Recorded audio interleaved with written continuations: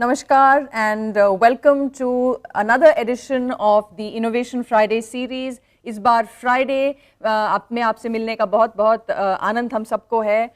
It's very great to see that lots of cities have joined in well in time, early. कुछ cities ने tweet करना भी already शुरू कर दिया है. Obviously मुझे शायद पूरे engagement process में का walk through ना देना पड़े. It's already great to see that cities are very active and involved in the Innovation Friday sessions. फिर से एक बार आप सबका बहुत स्वागत है आज के एडिशन में. शुरू करने से पहले मैं 2 मिनट लेना चाहूँगी. अगर कुछ शहर पहली बार हमारे साथ इस सेशन पे आज हैं, if some cities are joining us for the first time today, then you may just like to understand the layout of the user interface that has been created for you, especially for these innovation exchange sessions. आप देखेंगे कि आप मुझे एक video screen पे आप देख रहे हैं. मेरे नीचे आप देखेंगे कि 4 हमने यूटिलिटीज़ क्रिएट करके रखी हैं. पहली जो यूटिलिटी है वो सबसे इम्पॉर्टेंट है हमारे लिए, क्योंकि इसके द्वारा हम आपके प्रश्नों को देख पाते हैं. That's the question field. We would like you to please submit as many questions as possible throughout the session while the speaker is presenting, as well as during the question and answer session as well, because we curate and we pick up all the questions that come through, and it gives us an opportunity to respond to some during the session and some perhaps later on through the Smart Cities webinar page.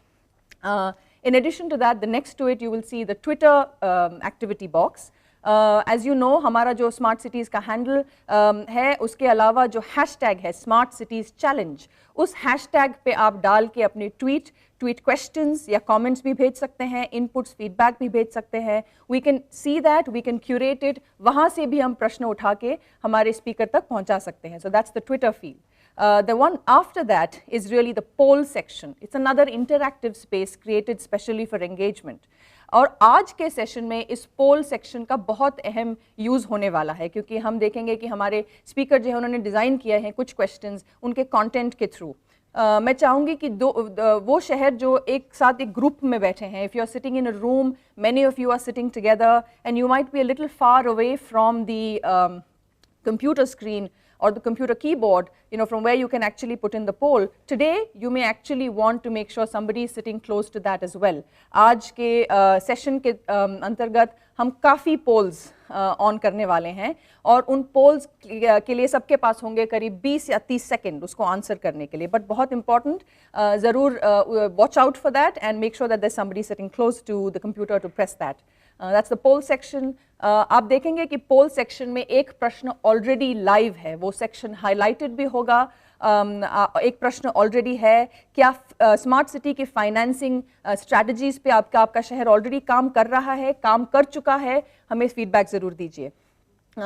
उसके अलावा जो last section है, जो हमारा last utility है, वो है downloads. And you will find that 2 documents have already been uploaded over there, available for your download. One of them is the set of slides that our speaker today is going to share.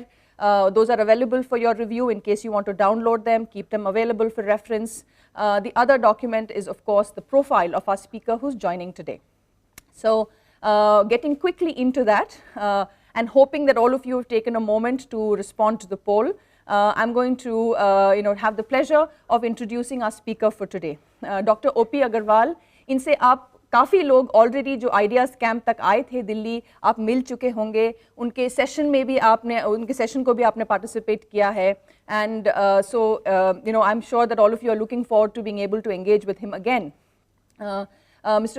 Dr. OP Agarwal is the Executive Director of the Indian School of Business at the Mohali campus, and he is a known expert, of course, in infrastructure management. We are also we've been able to invite him once again for a session to be able to join us. He was on the line with us right now, but we seem to be having a technical drop from his end for a moment. His bandwidth seems to have suddenly dropped. He's joining us today, in fact, from the US via WebEx for this particular session. It's very early in the morning for him. He's been awake for the last few hours testing with us, so I'm sure we'll have him back online in a second. While we wait for OP, I think we seem to have got him back online. I'm hoping that all of you have responded to the poll question. Moving on and quickly handing over to OP because there is a very, very interesting set of slides prepared. And like I said, poll questions, be ready for them. We'll give you a quick little bit of time to respond to them.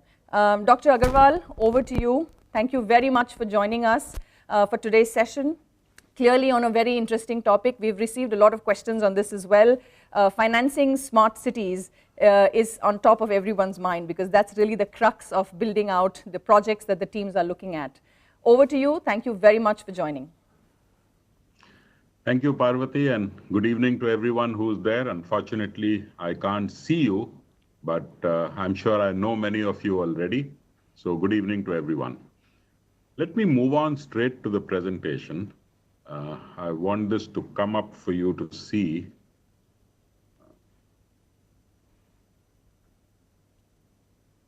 Okay, it's about financing smart cities. And the first thing I would like to do on this is caution everyone that very often when we talk about financing, we only think in terms of financing the capital and expenditure.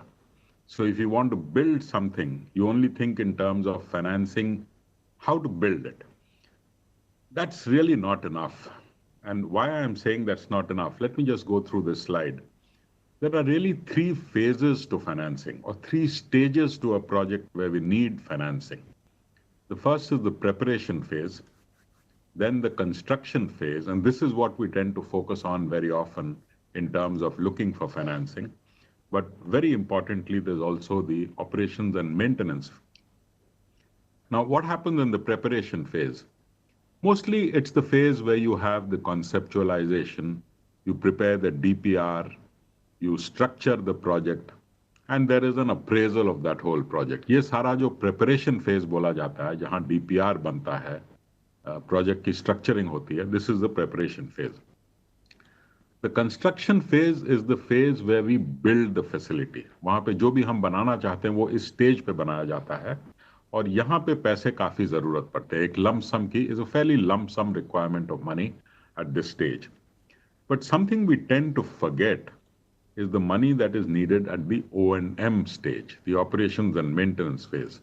This is where you plan the services. This is where the services are actually operated, and then there is a requirement of maintenance. So if buses are to be maintained, buses are to be operated, where they will run, how they will run, that is all the service planning role. तो ये सारा काफी सालों तक चलता है, इसमें काफी पैसे की जरूरत पड़ती है और हमें ये स्टेज भूलना नहीं चाहिए. अब हर एक स्टेज के लिए पैसे जनरली कहाँ से आते हैं? Where does the money come from each stage? Preparation invariably comes out of the owner's own funds. So whoever owns that project, that owner provides the funds for the preparation stage. Luckily, the amount required is not very high. It's usually small. The construction phase usually comes out of the promoter's own funds, which is what's called equity, or you have loans, or you have government grants. These are the three major stages, phases of financing the construction. The operations and maintenance, typically this is funded out of fares or fees. So if you have a bus system or a metro system, the fares would tend to fund the operation and maintenance. Often the operation and maintenance cannot be funded out of fares and fees, so you end up with some subsidies, or you look at certain alternative sources of income for financing this phase. So these are the three phases of financing, and I would request everyone to keep in mind that it's not just about construction, it also involves the operation and maintenance phase. You have to think about that as well. Okay, let me now move on. So one common question that I have heard everyone asking, we need 10,000 crores for our smart city, maybe more than that. But government is giving us only 1,000 crores. 500 crores from the central government, 500 crores from the state government. There's only 1,000 crores. So how do we get the rest of the 9,000 crores or more? Where will it come from? This is a question most people are asking. Now, let me go through this a little more. What does that 1,000 crores stand for? Let's look at how projects have been financed or are being financed. The traditional method of financing is that the entire cost is met out of public funds. Now, typically this would happen if the project does not generate any revenues. So there is no income flowing from that project. कुछ पैसा नहीं मिल रहा उस project से. Traditionally, this is what was done. Roads were built with public money, hospitals were built with public money, everything was done with public money. A later development is what is called commercialization. Now, commercialization, public money was generally about 1/4 or 1/3 of the total cost. The rest was taken as a loan. Now, the loan needs to be repaid. And to repay the loan, you need some revenues. So projects that can earn some revenues would tend to take a loan to finance the project. The next innovation was what is called the PPP approach, where the equity or what was public funds now get split between private funds and public funds. So there, the requirement of public funds comes down even more. Now, in this situation, you not only need revenues to repay the loans, but the private sector is looking for a certain return on its investment. So it should be able to give them that return on the investment. Finally, what is called the private sector funding, again the same structure except that for public funds, you replace them with completely private funds. Here again, you need enough revenues to pay back the loans and also give a return to the private sector. Now, what does this 1,000 crores stand for? The 1,000 crores only stands for this portion, the public funds portion. So how you finance a project, how much of public funds you use on a project will determine how far you can take the 1,000 crores. If you want to use the 1,000 crores to fully fund every project, it won't take you very far. But if you use the public funds to leverage loans and to leverage funds from the private sector, it can actually take you very far. Now, the question that comes up is, can we use the private sector everywhere? क्या private sector सब जगह आएगी? The answer to that is really no. So how do we decide where to use them? Here, what I would suggest is, look at all projects along a two-dimensional matrix. Some projects will have very high public value. Others will not have such a high public value. Some projects will be profitable. Others will not be profitable. Now, in this matrix, how do we decide what works best in what situation? I would argue that if something has high public value but is not profitable, look at the public sector, because the private sector won't come into this. And it's a good case for the government to invest because it has high public value. It's not profitable, so the private sector won't come. Now, if you take the other extreme, there is low public value, but it's highly profitable. Why should the government invest in this? There is not enough public value and it's very profitable. So get the private sector to invest in this. You may have cases where they are both profitable and high public value. It's a case to think of a PPP arrangement. So this is what I would present to you as a possible framework of thinking of where to get the private sector, where to use the public sector, and where to use PPP. Let me give you a few examples. Now, public funding. What are the kinds of cases where public funding has been used extensively? In most cases, metro rail systems have used public funding, but it's public funding with a component of loans. Almost 2/3 or 3/4 comes as a loan component. Then you have roads and flyovers are generally done with public funds inside a city. Drainage systems, water supply systems, some hospitals, in particular safety services, so fire brigade, ambulance, policing, these are all safety services. These come out of public funds. Some educational institutes and also low-income housing tends to come out of public funds. Some examples of private funding, usually high or medium-income housing, some hospitals, specialty hospitals, maybe some small parking facilities, often bus services come from the private sector. a lot of the economic infrastructure, that means infrastructure which can be used for economic activities, tends to come very nicely from the private sector. Entertainment facilities, so cinema halls, recreation facilities, often come from the private sector, and increasingly telecom services are coming from the private sector. Some examples of PPP funding. In some cases, metro rails or light rail systems have attempted PPP funding. A number of parking projects also come under PPP arrangements. You have public transit terminals, so bus terminals, metro terminals, interstate bus terminals typically. They've come under PPP arrangements. In some cases, solid waste management has also been attempted under PPP, and several large cities have started using PPP for their airport buildings. So these are a few examples of what can be done under public funding, private funding, and PPP. It's not that it has to be only this way. There can be variations, but this is just a broad, rough model that you can think about. Now, there are a few other questions that I would encourage you to ask each time a project is thought of.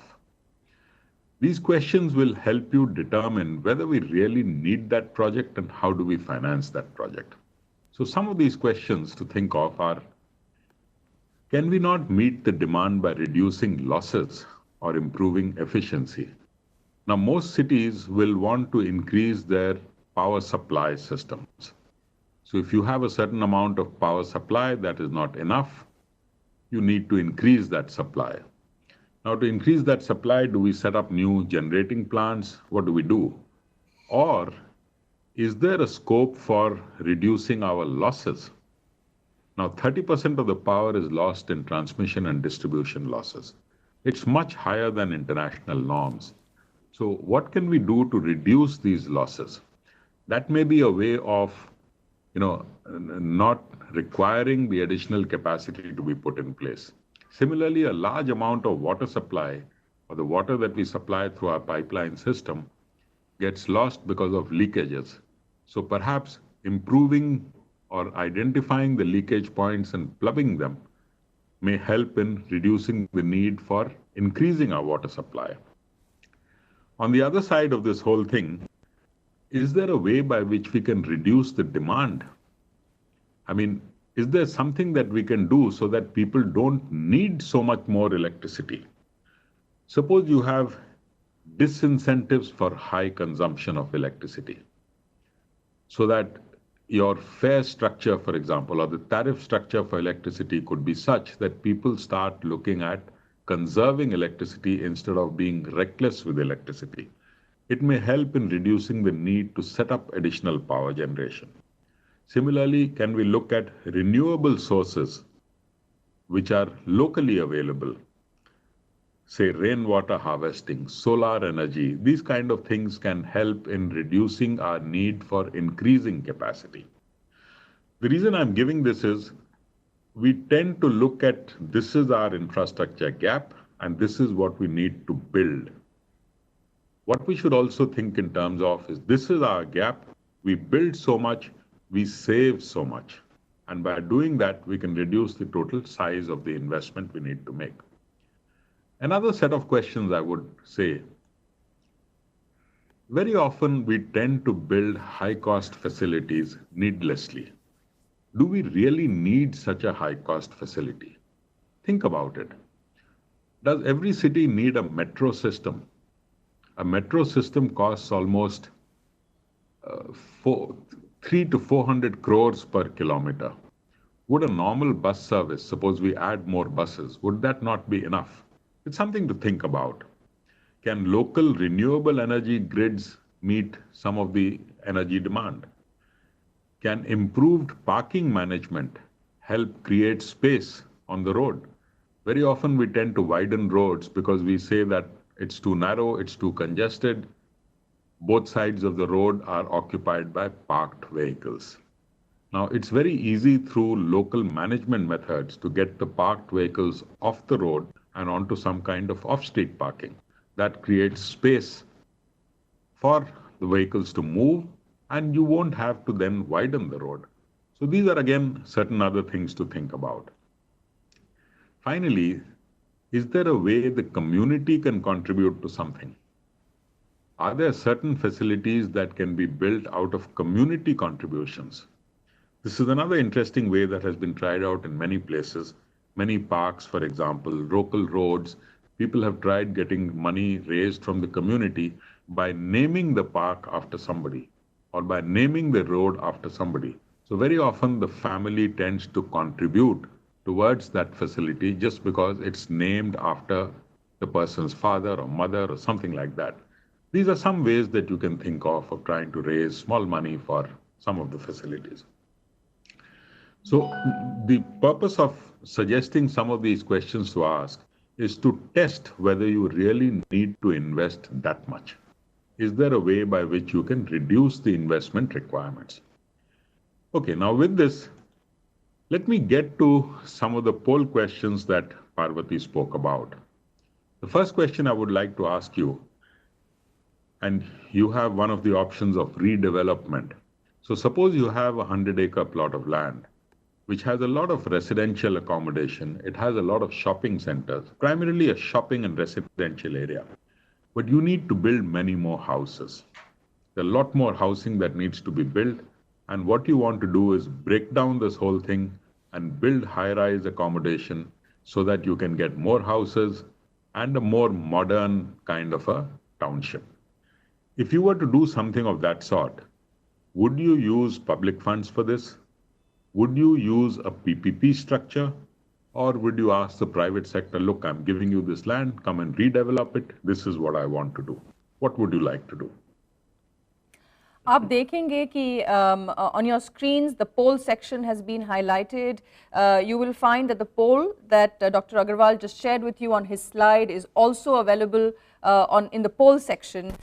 Please take a few seconds. If you're in a large group together, go walk over to the computer that is connected to the LCD projector. Do give us feedback. This will help Dr. Agarwal actually as we go through the next set of slides, and it will also give a very interesting input into how some of the cities are looking at financing some of these models. So do go ahead, take a minute and please respond to this poll. 3 options have been provided. 3 वहाँ पर options, 3 options are there: public funds, adopt a PPP structure, or give it to the private sector. Which one would you choose? Go ahead and select one of them.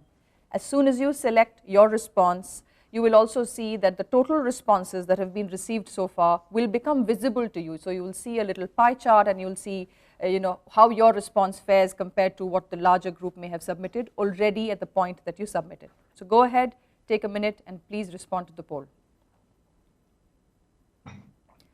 We'll wait for a couple of seconds as we request the teams to go ahead and respond to this particular poll question. I know that Dr. Agarwal has more questions lined up for all of us to respond to in polls. But while we wait for all cities to respond, I also want to remind you that at the end of the speaking session, we will have almost about 40 minutes today dedicated to Q&A. So if there are questions that you need to ask around financing strategies, around the frameworks of leverage that Dr. Agarwal is talking about, make sure that you're sending those to us in the dashboard as well as through Twitter. We'll be receiving them. Over, back again to you, Dr. Agarwal. Okay, अब मैं एक दूसरा सवाल पूछूंगा.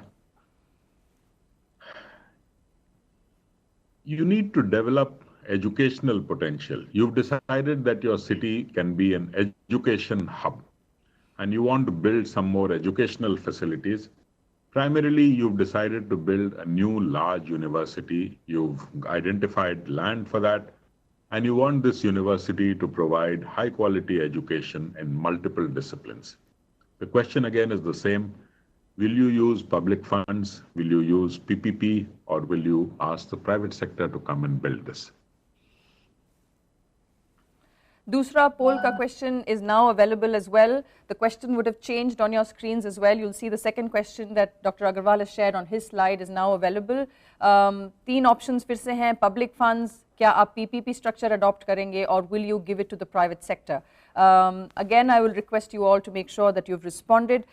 Feedback has begun to come in for the first question, and looking forward to inputs on this next question. Again, just a reminder that we also are looking now for questions to come up towards the end for discussion.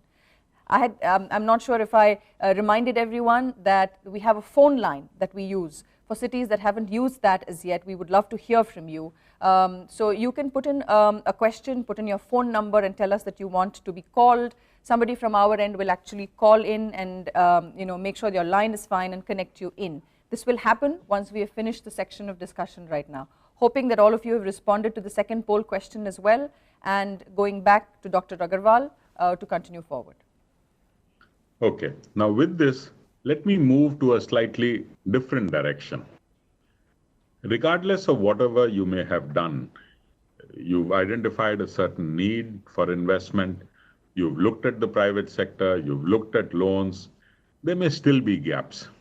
There will still be gaps. In fact, the question that will now come up is, how do I bridge the gap that still remains? What are the options that I have for bridging the gap that still remains? Here, just look at it this way. You want to look at bridging the gap to meet capital expenses, and you want to look at money to bridge the gap to meet O&M expenses. Let me now show you some options for each of them.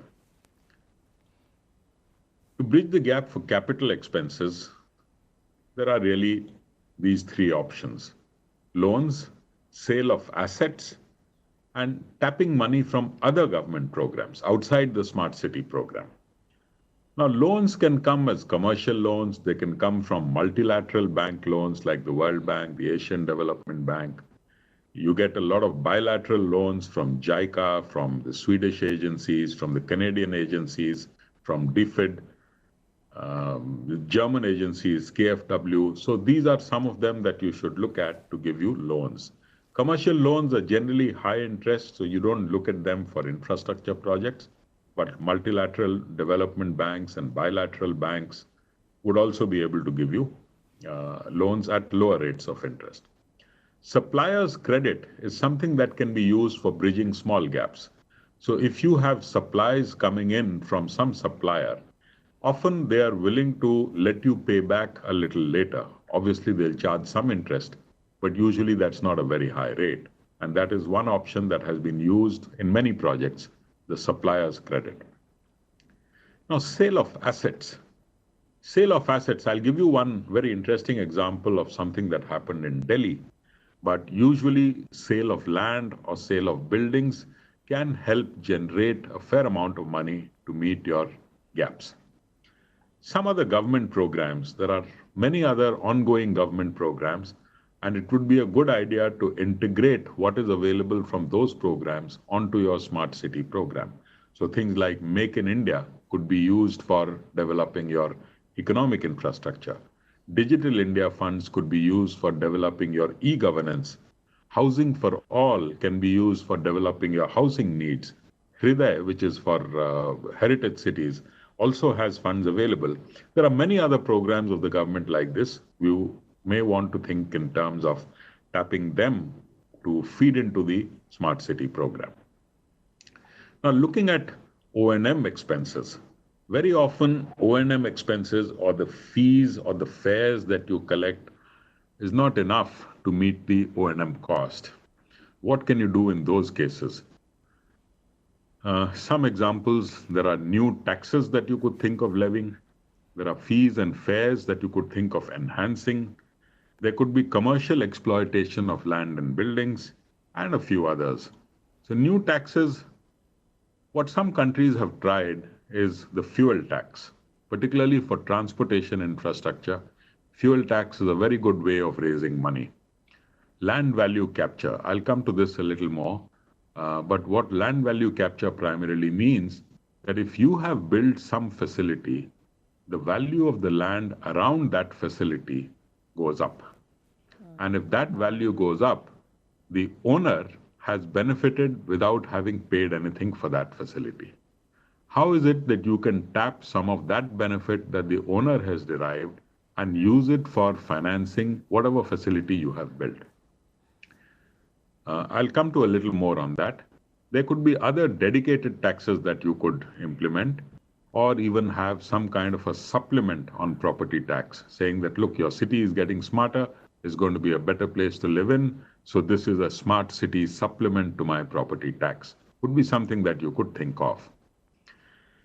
The other could be that, fares or fees can be enhanced. If your operating costs are just not getting met, a simple way is to increase the fees. Remember, there are limitations on that. Primarily, the limitations come on the affordability side. If you have public transport systems, it may be difficult to increase the fares too much because it's generally used by the poor and they can't afford a very high fare. Now, commercial exploitation of land and buildings. You have, there is commercial space that can be rented out. Station buildings, for example, or bus terminal buildings, the buses use only the ground floor, but you have a whole lot of space above that. उसके ऊपर जो air rights बोला जाता है उसको हम लोग कैसे वहाँ पे और बिल्डिंग्स बनाएं और चीज़ें बनाएं, होटल्स बना सकते हैं, बहुत सारी चीज़ें बना सकते हैं, ऑफिस स्पेस बना सकते हैं, उसको रेंट करके उसका जो इनकम है, can that be use for meeting the O&M cost. और सिमिलरली और प्रॉपर्टीज जो है, they can also be rented out to earn more money. So look at creating assets which can be rented out to pay for the O&M costs. Advertising revenue and fee for naming rights are some other methods that have been used. Advertising revenue, everyone knows. Naming rights, as I mentioned earlier, if you name a park after someone or you name a road after someone, or even for metro stations or bus stations, if you name the station after someone, very often the family is willing to pay a certain amount of money for its maintenance. Now, one of the things I mentioned was the tax on fuel. Now, just to give you an example, in the US, they charge 18 cents per gallon as a fuel tax. Now, a gallon in the US is roughly about 4 liters. So they charge 18 cents, and this helps to generate almost $40 billion every year. That's the kind of money that has been raised out of fuel tax. Now, this may happen in the US because there's very high usage of cars, but even in India, the potential for raising money from this is fairly high. The other one is the Betterment levy. That's what I mentioned earlier, was when you build a facility and the value of that property goes up, the owner of that property should contribute towards the investment that you have made in increasing his property value. Now, this has been used extensively in Colombia and has been able to raise a lot of money for making investments. So something that you may want to think of. What is going to be important in this case is you cannot have a citywide uniform property tax structure. Your property tax structures then must become more area specific so that you can increase in some areas and reduce in some areas depending on the kind of investments you have made to improve the quality of that property or improve the value of that property. So that's what is called the Betterment levy. It may sound complex, but not very difficult to do. So I would encourage all cities to think about this. Now, sale of assets. I don't know how many of you have heard of the new Motibag colony in Delhi. This is where all the top officials of the central government stay in Delhi. This was financed by selling a 3-acre plot to the Leela Hotel. It raised 650 crores. A 3-acre plot in Delhi raised 650 crores. And that 650 crores was used to build this city. I've seen examples being given of New Moti Bagh being a smart area in several ways, but most of the top officials of the Indian government, they stay there. We all know that many 5-star hotels have been built in heritage buildings which were owned by the government, but given to the private sector to build that hotel. So this is the government's contribution. You sell off that heritage property, you get a very good hotel which comes up there. It adds to your tourism potential, but the money that you generate can be used for a whole lot of other public purposes or for building other infrastructure. So this is some example of sale of assets. Now let me get back to my third poll question. This poll question is that you need to build a lot more housing units in your city. And these housing units, you really need to increase the housing available. And you want this housing to be a mix of low-income housing, middle-income housing, and high-income housing. Now, you've identified the land, but the money that you have is not enough to pay for this. What would you do? Would you take a loan and build the entire thing as a public project? And when you sell off those housing units, you can use it to repay the loans? Or would you sell a portion of the land for building high-income housing and use the proceeds of that to pay for medium and low-income housing as a public project, so that you sell off the land for building high-income housing through the private sector? The third option would be, would you invite the private sector to build the entire set of housing and offer them the land by giving them some kind of requirement that I need so much low-income housing also? These are the three options you have. What would you like to do? The third question should now be active on your screens as well. The question, the poll question that Dr. Agarwal just walked us through, with of course very detailed responses in the three options, but you will see on your screen that the options are provided there are: option A is use loans, option B sell a portion of the land, or option C is invite the private sector. So take a couple of minutes to be able to, a few seconds to be able to respond to that. Since the question is slightly elaborate, we will go back to the screen itself, just so that you can both read it on the screen as well as be able to respond to the poll question. So I will request us to actually shift to the poll question screen that Dr. Agarwal has shared with us. There's the question once again.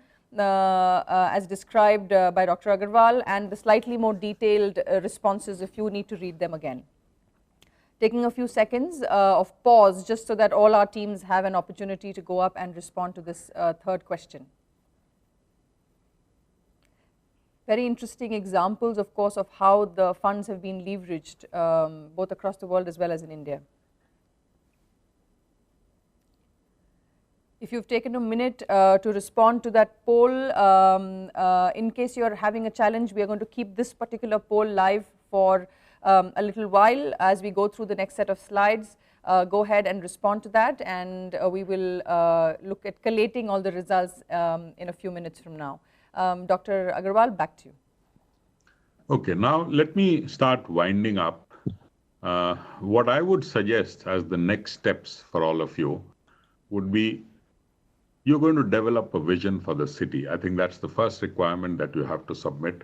But once you've developed the vision, decide on what is needed to realize the vision, and then identify the projects that you need and estimate the cost. Do this as a first exercise. Once you've identified the projects, then ask the following questions for each project. Is it viable in the private sector? That means, can it generate enough revenue to pay back loans and also give a return to the private sector? If not, is it viable as a PPP project? Now, a PPP project does not have to earn as much revenue as a private sector project, because the private sector is only a partner, and the amount that you need for returns to the private sector will not be as high. Now, is this viable as a commercial project in the public sector? That means, will it at least generate enough revenue to pay back loans? In which case, you can go for a public sector commercial project. Then the next question is, are there lower cost options available, and can they be used? Instead of building a metro, can I do with a BRT? Or can I do with simple additions to my bus fleet? Or can I do with a light rail system? These are some of the questions you want to ask. Can the demand be reduced to obviate this project? That means, is there a way in which I can reduce the demand through efficiency or through discouraging overuse and not need this project at all? Can there be efficiency gains which will help me to avoid the need for this project? And what other government programs can I tap to pay for this project? These are a list of questions that I would suggest all of you go through for every project that you have identified. It will help you to reduce the investments that you make. Thus, what am I really saying? If you have a project, does the project have revenue streams? First question. Is there a way in which revenues will be earned? If the answer is no, that means you have to take it up as a traditional public sector project. This is where all the investment has to be made through public funds.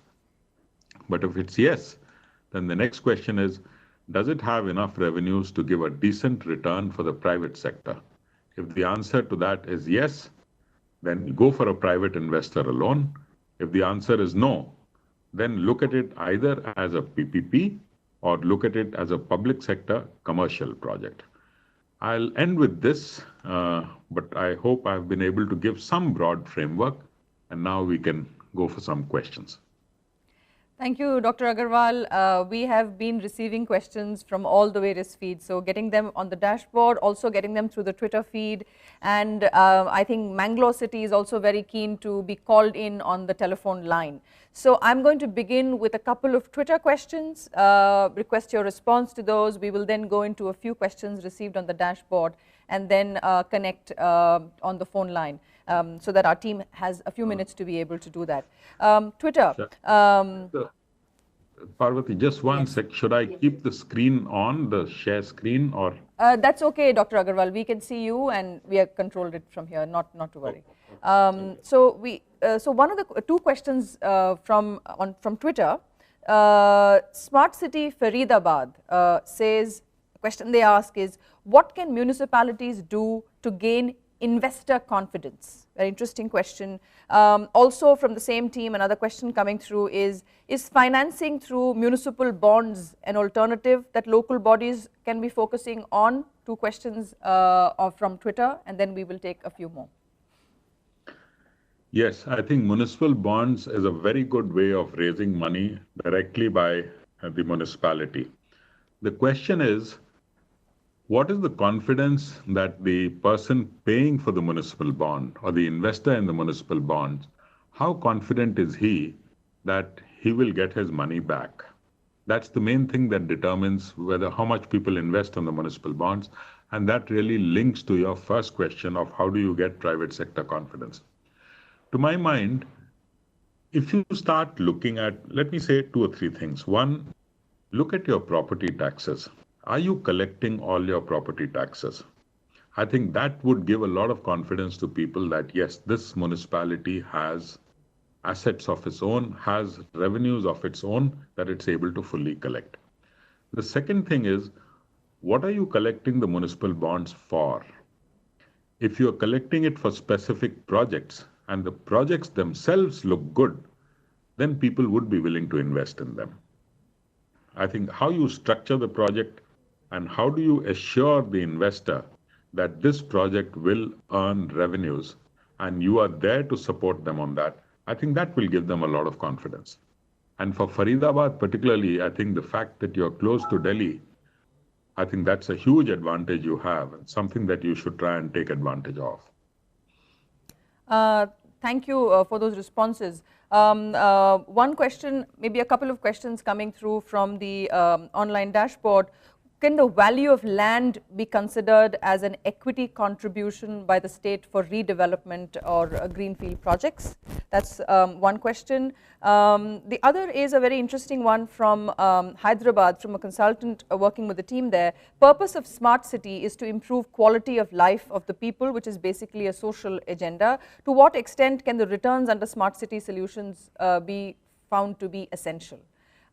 So that's slightly at the generic level, but I thought you might want to take both these questions. As far as the first one, the answer is very definite. The value of land should be used towards your equity. So if you've given land for something, let the value of that land contribute towards your value, your contribution to the equity. You should definitely do that. Questions may come up on how you value the land, what is the value of the land. If you go by the typical land acquisition method of valuation, it may turn out to be too low. If you use some other method, there may be negotiations involved, but very definitely the value of the land should be your contribution to the equity. As far as the second one is concerned, now yes, there are a lot of social dimensions to a smart city. And I think they are very, very important dimensions. But what do these social dimensions mean in terms of financing? You have education, you have healthcare, you have recreation. These are all part of social dimensions. You have safety issues. To my mind, education, healthcare, and recreation, people are willing to pay for. If you give them quality, people are willing to pay for. The poor will not be able to pay for it. But there has to be mechanisms by which you generate revenues from the richer people so that the poorer people can get some services at low costs. Now, that's the mechanism of how you structure the entire service. Policing and safety services are something that perhaps people may not pay for, or it's difficult to charge people for that. But by and large, other social services, health, education, and recreation, people will pay for them. We now have, I understand, the Smart City Mangalore team available on phone and have a few questions to ask that they've put through the dashboard. So I'm going to try and connect us onto that and see if the team member can join us. Hi, is this the Smart City team from Mangalore? Yes. Hi, I'm welcome. Dharmaraj here. Hello, Mr. Dharmaraj. Nice to have you online. Hello. Your question, please. Yeah. Now, in the Smart City proposal, we are supposed to utilize funds for Pan City and area-based development. But in Pan City, the latest instructions given to us is that we can use it only for ICT solutions. Whereas for area-based developments, also it is not clear to what extent we can utilize the funds. Because for a small city like Mangalore, now it looks as if there is surplus funds because there is restrictions of usage of funds. So we are proposing to develop a few economic growth centers as area-based developments. So can we utilize these funds on this PPP models projects? I'm not sure if I'm competent to answer this because this is a matter of clarification on some of the government guidelines. You may want to address this to the ministry directly, but my own impression should be that if you are building economic infrastructure, it will be area-based. It won't be pan-city. So it should be possible to use these funds for area-based development. My guess is it should be possible. But I think this is a clarification that you really want to address to the ministry. We agree, Dr. Agarwal, and also for Mr. Dharmaraj, who joined us for this question. Our next session, in fact, next week is also with Dr. Samir Sharma, who's joining us to answer several specific questions. So, something of this nature, I'm sure we'll be able to take on at that point as well. One more very interesting question that's come in from Sikkim. Mr. Naveen Rai. I'm trying to see if he is online. I can see that he's got a couple of questions, so I'm going to ask one and we're going to try and see if we can bring him online. From Namchi city, can we completely take parking in the PPP model, especially when our city has a constraint in land supply? I mean, is that a good idea to go for? Therefore, we are exploring an automated parking system which requires lesser surface area. How do we leverage funds for that? I have seen a number of parking projects come up in the private sector. Now, the question will be, how much are you willing to charge for the parking? And how much you're willing to charge for the parking is also a function of how much on-street parking are you allowing in the rest of the city. So suppose you have multi-storied parking and you need to charge 100 rupees per car for, say, the day. But on-street parking, people are able to do that, paying either nothing or 5 rupees a day. Then this on-street, this multi-storied parking won't work. So the answer is, what you need to do is to allow, you can do it in the private sector. First question, you can do it in the private sector, but to support that or to make that effective, what you'll have to tell the private sector is, look, I'm not going to allow on-street parking anywhere near this. And my enforcement is going to be strong enough to make sure that anyone who parks on-street close to your parking facility will be fined, say, 500 rupees or some such thing. That will give confidence to anyone to come in. But I would say do give it a try. Do give it a try. And when you float an RFP and you have your, the doubt clarification session, the private participants who come or the potential bidders who come will ask you this, that how are you going to enforce no parking in other areas? Thank you, Dr. Agarwal. A couple of more questions. I'm taking one also from Twitter.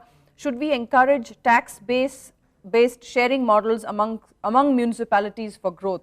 Should we encourage tax-based sharing model amongst municipalities for growth? That's one question. Second is coming in from the dashboard. Are there effective ways of financing huge land acquisition cost, which may be there specific to some cities?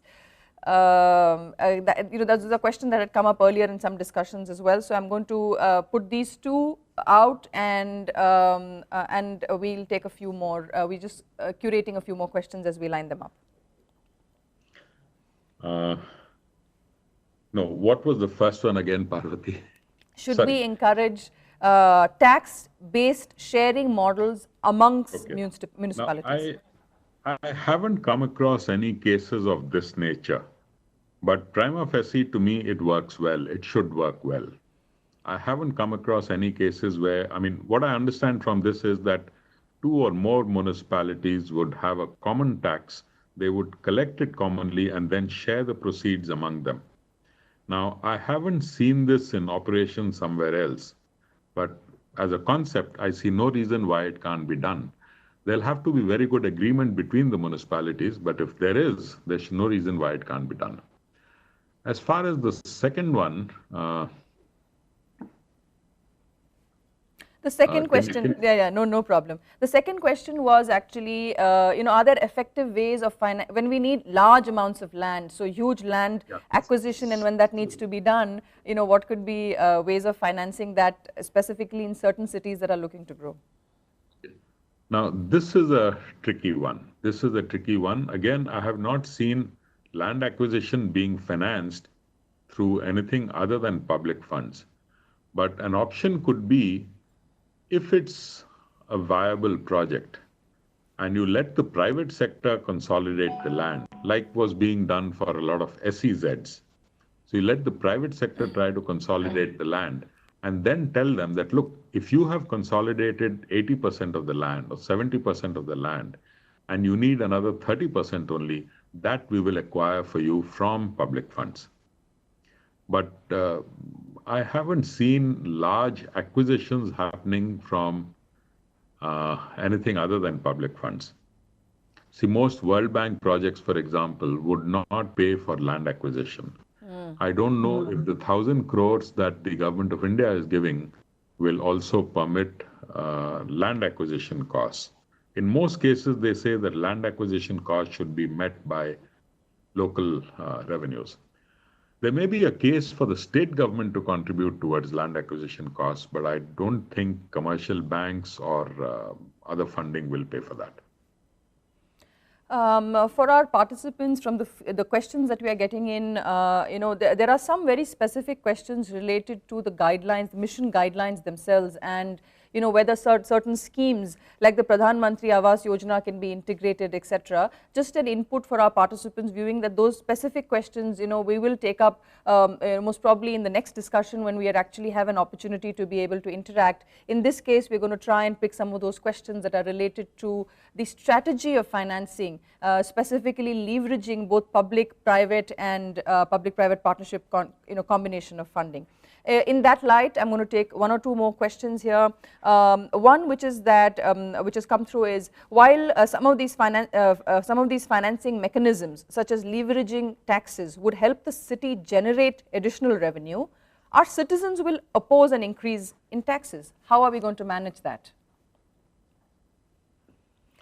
Well, generally the experience around the world has been that when you levy a tax and say that this money will go towards a specific purpose, people are happier to pay. But if you levy a tax which says that it will go into the general pool and we will use it for various purposes, people are a little doubtful. So if you levy a tax called the metro tax or an electricity supply tax, something that clearly mentions what the money will go for. And if on your, website, you're able to clearly show as part of your right to information requirements, how much money has been collected and how much of it is used for various purposes, I think people are much happier paying. So I would not worry about increasing taxes provided we are clear about how we are using those taxes. We are able to hear Dr. Agarwal, but we had lost his visual feed for a few seconds. But I'm sure we'll get him back, but we can definitely hear him. I'm sure the participants can as well. Getting private investors interested into projects can be quite difficult. We've looked at how to attract private investment, but a few more questions have come in on that particular point. So perhaps if there are any examples that you may want to share, Dr. Agarwal, attracting private investment.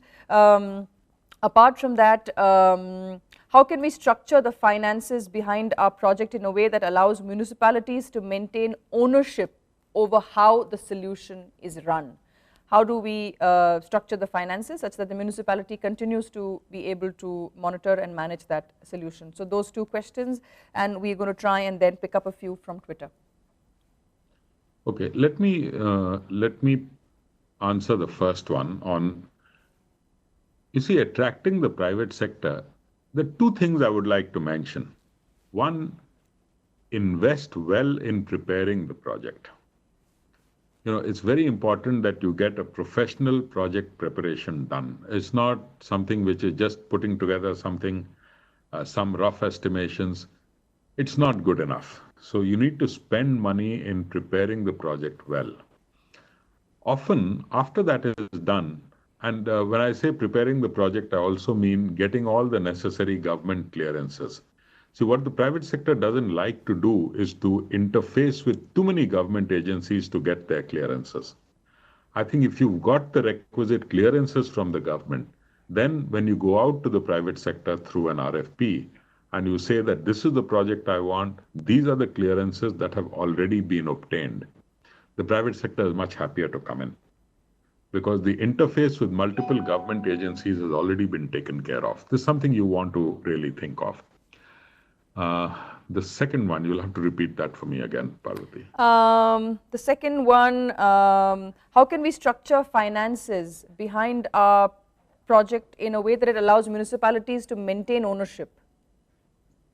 My reading of the instructions from the government is the whole idea of setting up this SPV is that the ownership rests with the municipality. So I think there should be no difficulty in the ownership resting with the municipality. That's the reason why they've decided on SPVs at every municipal level. For our participants, unfortunately, the video that we are receiving from Dr. Agarwal's end is slightly weak, and so therefore we are not being able to bring him on that. However, you will definitely be able to hear him, I'm sure. We are now looking at a few more questions to come in through the Twitter feed. Some specific questions are here. Let me look at that. Can tax increment financing be used for urban renewal projects? Is a question that's coming in on the Twitter feed. Again, also from Smart City Faridabad, which seems very active and sending us lots of questions. Smart City MP has a thought. Can any good Indian example be seen for developing stable and financially viable smart initiatives? You shared the Moti Bagh example, but I'm assuming that the question is to request for any more, because Indian examples are of great value. So over to you, Dr. Agarwal. We have you back on feed now. Tax increment financing, yes. The question is, when you have tax increment financing, the increment comes from whoever levies that tax. So is this a tax that the municipality is levying, or is it a tax that the state government is levying, or is it a tax that the national government or the central government is levying? But certainly, tax increment financing is one of the things you should try and look at for increasing your pool of public funds. And this can often be used towards the land acquisition that you mentioned. The second part of the question, or the second question, was about stable and smart initiatives. Stable and smart initiatives. To me, Tirupur presents a very good example of a good water supply system which has been done as a local cooperative effort by people who are involved with the hosiery industry and is functioning very well. So I'm not able to tell you too many examples offhand, but to my mind, these are not difficult to do. I'm also told that Agartala is attempting some kind of a solid waste management project where they're looking at almost 100% recycling of the solid waste through a private sector company. And they are very confident this will be, stable and financially sustainable. But to my mind, it's something that has to be attempted and something that is not infeasible. That's right. And if I may add, actually, a very good example we had seen also was the new town in Kolkata, where they have actually, rebuilt an entire lake and built a very interesting facility over there, which is now economically already returning funds back into that particular model by actually leveraging, having sold a portion of it out, raised funds and then built the rest of it into a financing model. So yes, and there are also, I just wanted to highlight for our participants, there are some excellent examples of these kind of financing that are also available on the Smart Cities website, and the resources page is there and the case studies there, also they're reaching to you through the newsletters that you're getting weekly. So I'm sure those will be areas of learning as well. Dr. Agarwal, I wanted to just go back to you and see if there were any sort of summary thoughts so far from your end, and I'm going to try and collate some of the poll responses, if you like, from the ones that we've responded. Let's take a look at that and see something may come up from there. All right, okay. So give me a minute to just be able to do that, and I will just come back to you on that. So the first question that you had, should I go ahead and share some of that, Dr. Agarwal? Yeah, please. Okay. So the first question, you've decided to redevelop a low-rise area of 100 acres that has a lot of residential accommodation and shopping centers. You want to replace it with high-rise buildings. Would you use, and we had three options there, public funds, PPP, and private sector, and we have 83.3% people adopting a PPP model in terms of responses, and 16.7% adopting give it to the private sector. That's the response on that. I'm going to look at the second question that you had asked. You've decided that your city needs to develop its educational potential, and so have decided to build a large new university that offers high quality education in multiple disciplines. Would you use? And we had again three options: public funds, public-private partnership, or give it to private sector. And 50% of our participants have opted to use public funds. 37.5% have indicated a preference for adopting a PPP model. And the smaller percentage, 12.5, have looked at giving this one to the private sector. So a very clear difference between the first and the second. In the first one, largely PPP with a small section going to private sector. In the second question, largely public funds, 50% response, and 37.5 going to public-private partnership. So those are the first two polls. Mm-hmm. And the last one? Okay, so the last one as well, going into that now, you need to build several housing units in your city that would include a mix of low income, middle income, and high income units. While you have identified the land, your current financial resources do not allow you to pay for this. What would you do? And here we have a very interesting 55.6% inviting private sector to invest in this. 22.2% equally divided, both 22.2% are to use loans and sell a portion to raise funds. So one large, it's almost 50% between those two, but one large portion says that they would invite private sector funding, and the rest is equally divided between using loans and selling a portion. Okay, that's very, very interesting. what I see out of this is, one, people are willing to try the private sector. I think that's a very good message. That's a very good way of leveraging the little money that you have. And to my mind, that's a very good message I'm getting.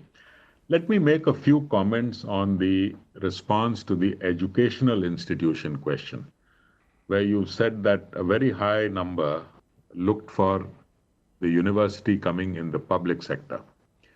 The only comment I would make is that education, again, is something which a lot of people are willing to pay for. Higher education is something that a lot of people are willing to pay for.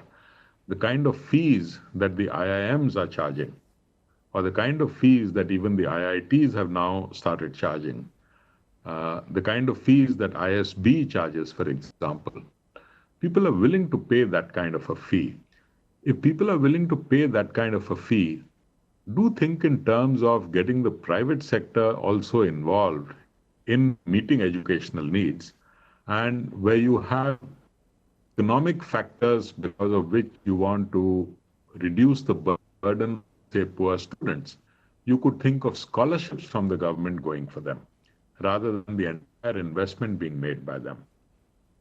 The other important thing on this would be to have a good educational regulatory system, which will rather be at the state level or the national level, but good regulatory systems that make sure that the quality of education is not poor. Today, a lot of new universities have started coming up in India through the private sector, and good regulation will ensure that they provide quality education. At the same time, I think scholarships from the government for the poor and needy students would help them also get in. Just a thought for participants to think about. But the results for the other two polls are very interesting. I think there is a mix, and I wouldn't say that any answer is a right answer. In all these three polls, I would not say that a particular answer is the right answer for all situations. Situations will vary from city to city. Perspectives will vary from city to city. And I quite appreciate that the answers will be fairly diverse. So that's been very interesting. Thank you, Dr. Agarwal. I'm going to do two things now. One is to just quickly share with everyone that we have 74 individual different logins, which means that many city team participating team individually have logged in. Approximately about 250 people sitting together in different rooms together right now. I will also like to share that our last poll for today is also now live. So you will see that, and you will see that highlighted as well. While we get into the next couple of questions and we take the few final questions and a summary from Dr. Agarwal, do take a few minutes to go up to your laptop and maybe use the opportunity to select an option. It really helps us to get that feedback. And while you do that, Dr. Agarwal, two more questions coming in from Twitter that I thought we could take and then sort of work towards a wrap up. One is, how do we plan for a tax increase if only half of a particular ward is being selected in an area-based plan? If only half a ward is being selected, does the tax increase work for others who are obviously not going to be impacted by it? So it's a very interesting question, considering that a revenue generation stream is necessary. And the second question is slightly more specific to get your inputs and feedback.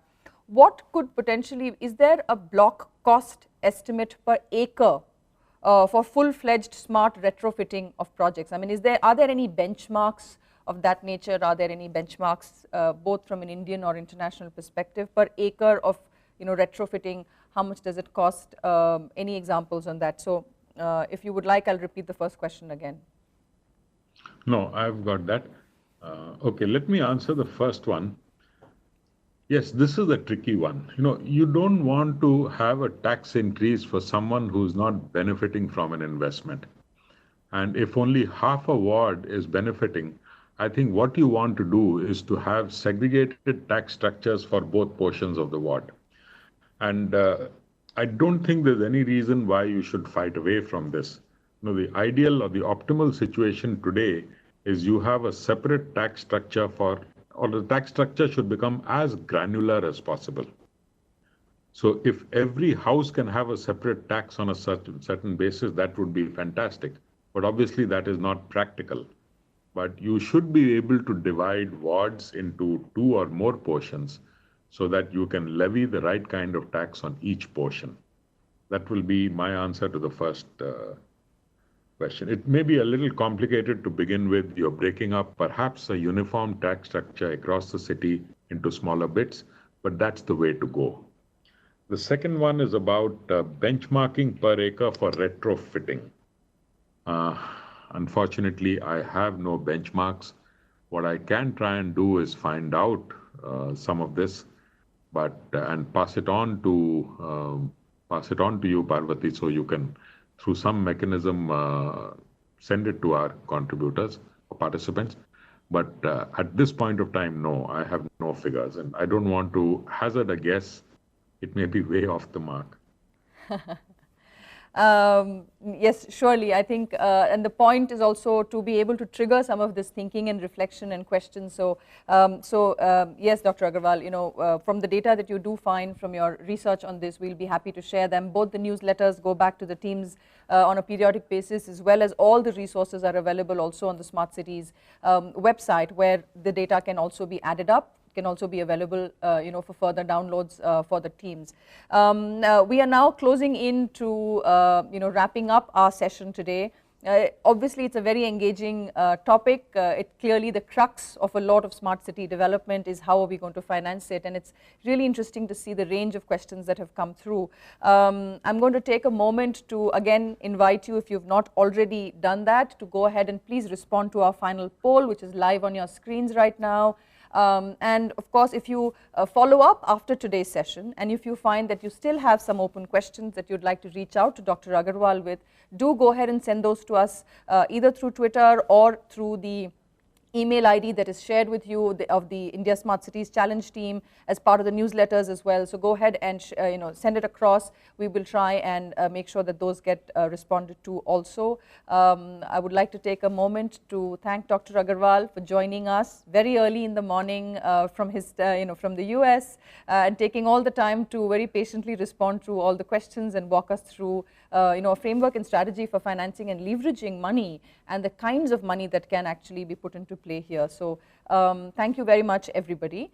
Please note that the next session is going to be on the 2nd of December, which is next week, Wednesday. We will have an opportunity to interact with Dr. Sameer Sharma, and all the city teams will have an opportunity to be able to interact and ask specific questions on the Smart Cities Mission Guideline and also the Smart Cities proposal, which is now coming up for very quick finalization. So I'm sure all the teams are working towards trying to complete that. The consultants workshop last week in Delhi also seemed to have had very engaging questions.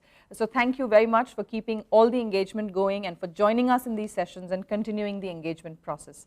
From all of us here, a big thank you to Dr. Agarwal once again. Thank you very much. It was a pleasure talking to everyone. I wish I could have seen them, but technology doesn't permit that. But I'll be happy to answer some of the other questions that come. Maybe if it can come to me on mail, I will reply to it on email. But happy to do that. Pleasure. I enjoyed myself. Thank you very much to everyone.